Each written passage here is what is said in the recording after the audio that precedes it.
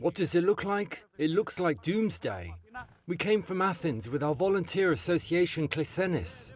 We can't do anything more. May God help us and help people here. Τα ελικόπτερα ρίχνουν νερό στο καταλελειμμένο εργοστάσιο!